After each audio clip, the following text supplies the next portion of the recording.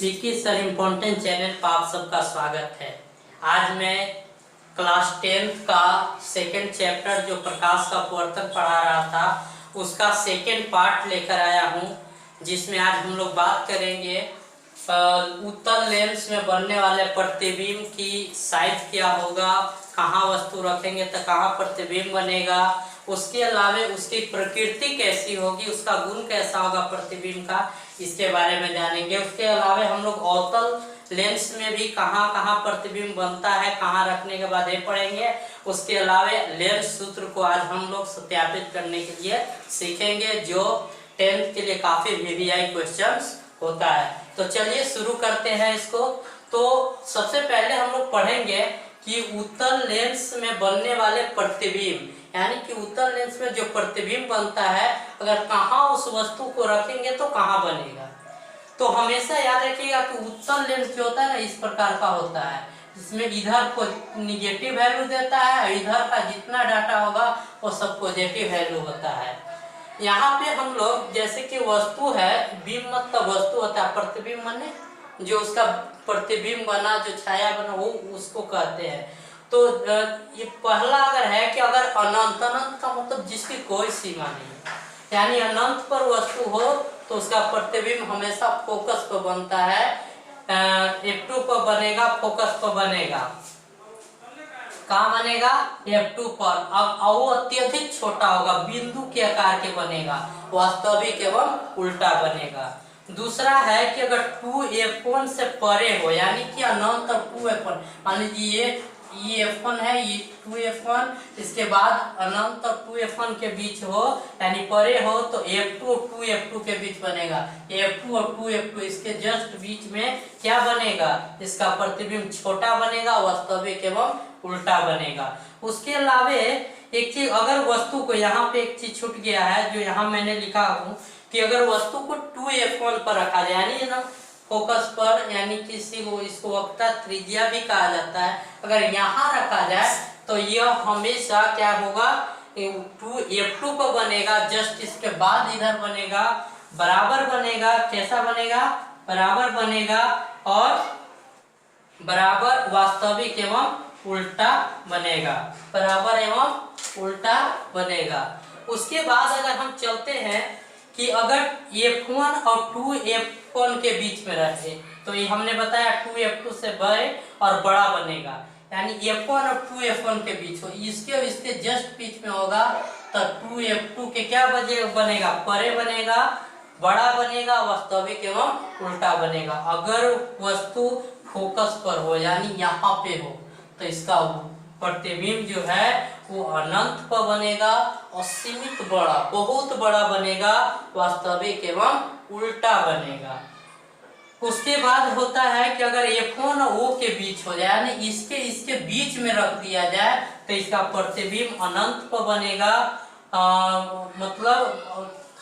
अगर इसके बीच में तो वस्तु इसी की ओर बनेगा, क्या कैसा बनेगा? बहुत आवर्धित बनेगा, बहुत बड़ा बनेगा। और कैसा बनेगा? आभासी एवं सीधा। एक ही यही है जो उत्तल लेंस में आभासी और सीधा होता है, वो कहाँ रखने से? F1 यानी फोकस और प्रकाशीय केंद्र के बीच में रखने से बनता है। उसके अलावा अगर हम बात करें अवतल लेंस की, अवतल लेंस कैसा होता है? इस तरह का। अवतल लेंस इस तरह का होता है, और ये जो होता है इसमें दो कंडीशन होते हैं। एक, अनंत पर रखेंगे तो फोकस पर बनेगा, वस्तु बहुत छोटा बनेगा, बिंदु के आकार के, आभासी और सीधा बनेगा। दूसरा, अगर अनंत और O के बीच रखेंगे तो वस्तु का जो है F1 और O के बीच बनेगा, छोटा बनेगा, आभासी एवं सीधा बनेगा। तो ये थी उत्तल लेंस एवं अवतल लेंस में प्रतिबिंब की आकार, उसकी प्रकृति और वो वस्तु कहाँ रखे तो कहाँ बनती है। इससे भी ऑब्जेक्टिव टाइप्स के क्वेश्चन पूछे जाते हैं। और अब सबसे इम्पोर्टेंट जो चैप्टर का है वो लेंस फार्मूला है, लेंस सूत्र है, जिसको ये पूछता है कि लेंस सूत्र को सत्यापित करें, या ये भी पूछ सकता है कि 1/v - 1/u बराबर 1/f को सिद्ध करें, या ये भी पूछ सकता है कि वस्तु की दूरी, प्रतिबिंब की दूरी और फोकस दूरी में रिलेशन बताएं, उसका संबंध बताएं। तो इसके लिए सबसे पहले हम क्या लेंगे, उत्तल लेंस लेंगे। क्या लेंगे, उत्तल लेंस, और उसको हम 2f कोण पर एक वस्तु को रखकर क्या करेंगे, प्रतिबिंब। तो हमने बताया था कि वस्तु को अगर 2f कोण पर रखोगे तो उसका प्रतिबिंब 2f2 बराबर बनेगा, यानी इसके जस्ट ही बराबर बनेगा। यहाँ हमने एक लाइन खींच दिया, ये जो है समानांतर होती है, इसकी समानांतर खींची जाती है और एक प्रकाशीय केंद्र से होकर क्या जाती है। हमेशा याद रखिएगा प्रतिबिंब बनाने का कि अगर कोई भी जगह अगर रखे तो प्रतिबिंब एक जो है ये होकर फोकस से होकर गुजरती है और एक जो है वो प्रकाशीय केंद्र से होकर गुजरती है, और जहाँ कटती है वहां प्रतिबिंब बनती है। तो एक टेक्निक है, आप ये सभी को एक स्केच के रूप में बना के खुद से भी ट्राई कर सकते हैं।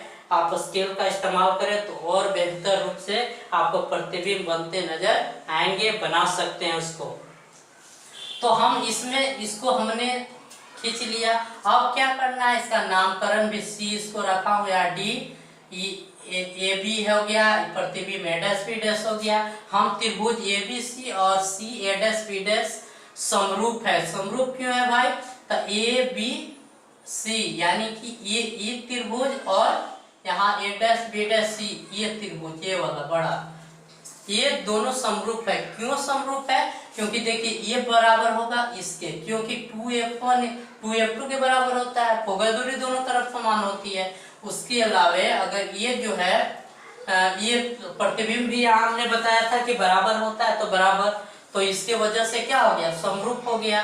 तब समरूप होता है तब क्या होता है, और उसका भुजा जो होता है समानुपातिक हो जाते हैं। तो लंब बटा लंब, आधार बटा आधार, ए बी बटा ए डैश बी डैश, इसके आधार कौन हो गया, ए सी बटा सी ए डैश। तो हमने ये लिख दिया, समीकरण 1 मान लिया, इसको हमने क्या मान लिया, समीकरण 1। अब चलते सी डी एफ टू, देखिए सी कहाँ है, सी डी एफ टू इस त्रिभुज में, और एफ टू ए डैश बी डैश इस त्रिभुज में, एफ टू ए डैश बी डैश दोनों समरूप क्यों होगा, क्योंकि ई इसके बराबर, ई देखिए ई समानांतर है तो यहाँ की दूरी और यहाँ की दूरी समान होगी। तो जब ई इसके बराबर तो ई इसके बराबर होगा कि नहीं, आराम से हो सकता है। जैसे कि आप एग्जाम्पल, हम किसी के दोस्त है, वो किसी का है, तो उसका दोस्त मेरा दोस्त हुआ, तो उस जस्ट इमेजिन ये चीज है। तो यहाँ पे भी हम सी डी बटा ए डैश बी डैश लिख दिया, सी डी बटा ए डैश बी डैश, और उसके अलावा सी एफ टू बटा एफ टू ए डैश लिख दिए। अब है सी डी और ए बी बराबर है, तो इसको हम लिख सकते हैं ना, सी डी के जगह ए बी लिख दिए, तो ए बी बटा A dash B dash C F two बटा, तो देखिए ई और ई बराबर हो गया, समीकरण 1 से ई बराबर ई, तो ई बराबर ई बराबर क्या हो गया, ये हो गया। अब ये दोनों को समीकरण 1 से हमने बराबर कर दिया, ए सी बटा सी ए डैश एफ टू। तो ए सी क्या है, देखिए ए सी वस्तु की दूरी है, यहाँ से जितना दूरी पर वस्तु रखा है इसको u से सूचित करते हैं, और इधर का वैल्यू क्या होता है, निगेटिव होता है। क्या होता है, निगेटिव होता है। तो यहाँ minus u C A dash प्रतिबिंब की दूरी, तो ये v हो गया, क्या हो गया, v हो गया। अब ये हो गया f, देखिए यहाँ f सी एफ टू हो गया, यानी कि ये फोकस दूरी, इधर भी ये फोकस हो गया। हमने F1 F2 इसलिए कंफ्यूजन न हो इसलिए लिख दिया हो, और F2 ए डैश तो इसी का नाम जो प्रतिबिंब की दूरी है उसी का आधा है, तो f है, यानी f घटेगा तो आ जाएगा, तो v माइनस एफ हो गया। फिर हमने गुना किया, माइनस यू बराबर v माइनस एफ बराबर यू एफ, फिर इससे इसको मल्टीप्लाई दोनों में किया, माइनस यू v और minus minus plus you V F, अब वी एफ हो गया।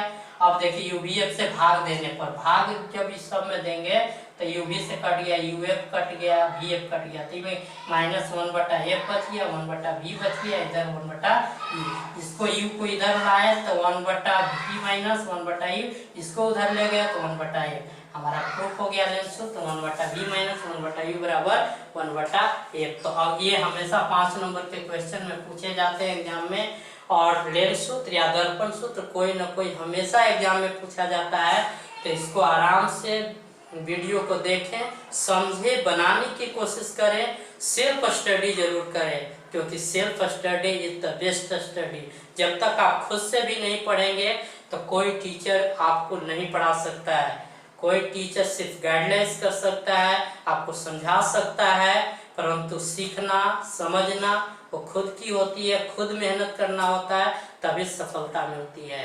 तो आप यदि हार्ड वर्किंग करते हैं, आपको सफल होना है तो हार्ड वर्किंग करना पड़ेगा। तो अगर हार्ड वर्किंग करते हैं इक्वल टू सक्सेस, तो आपको सफलता आसानी से मिल जाएगी। और हम उम्मीद करते हैं कि आपको ये वीडियो अच्छा लगा होगा। अगर अच्छा लगे तो लाइक शेयर और सब्सक्राइब जरूर करें, अपने दोस्तों को शेयर करें, और वीडियो को देखने के लिए बहुत बहुत धन्यवाद।